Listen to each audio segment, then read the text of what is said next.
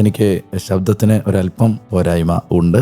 പക്ഷേ അത് നിങ്ങളുടെ വായനയ്ക്ക് തടസ്സമാകാതിരിക്കാൻ ശബ്ദത്തിൻ്റെ പ്രതിസന്ധി കണക്കിലെടുക്കാതെയാണ് ഇപ്പോൾ ഈ റെക്കോർഡിംഗ് നടത്തുന്നത്. അതുകൊണ്ട് ആ ശബ്ദത്തിനുണ്ടായിരിക്കുന്ന നേരിയ വ്യതിയാനം അതുകൊണ്ടാണ് എന്ന് നിങ്ങളെ ഓർമ്മിപ്പിക്കുന്നു.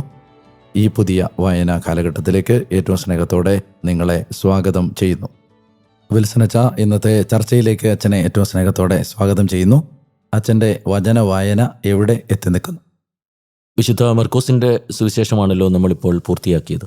വിശുദ്ധ മർക്കോസിൻ്റെ സുവിശേഷം കുറച്ചുകൂടെ ഹൃദയം തുറന്ന് വായിക്കുവാൻ, അല്ലെങ്കിൽ ഈശോയെ വിശുദ്ധ മർക്കോസിൻ്റെ സുവിശേഷത്തിൽ കുറച്ചുകൂടി വ്യക്തമായിട്ട് കണ്ടെത്തുവാനായിട്ട് ഈ സുവിശേഷ വായന നന്നായിട്ട് സഹായിച്ചിട്ടുണ്ട്.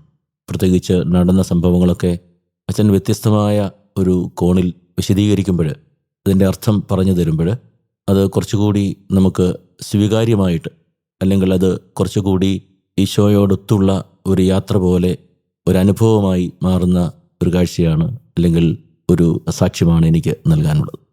നമ്മൾ മർക്കോസിലേക്ക് യഥാർത്ഥത്തിൽ കടന്നത് പഴയ നിയമത്തിൽ നിന്നൊരു വലിയൊരു ജമ്പ് നടത്തിയിട്ടാണ്. നമ്മൾ വായിച്ചു നിർത്തിയിരുന്നത് രാജകീയ ജനം എന്ന ആ വായനാ കാലഘട്ടമായിരുന്നു. അതായത് രാജ്യം വിഭജിക്കുന്നതിന് തൊട്ട് മുമ്പ് വരെ, സോളമൻ്റെ ഭരണകാലം വരെയാണ് നമ്മൾ വായിച്ച് പഴയ നിയമം അവസാനിപ്പിച്ചത്. ഇന്ന് അച്ഛൻ ഈ പുതിയ കാലഘട്ടത്തിലേക്ക് നമ്മൾ കടക്കുമ്പോൾ അച്ഛൻ വരാൻ പോകുന്ന വായനാ കാലത്തെക്കുറിച്ച് ചിന്തിച്ചോ? അച്ഛൻ്റെ മനസ്സിൽ എന്തെങ്കിലും ഉണ്ടോ?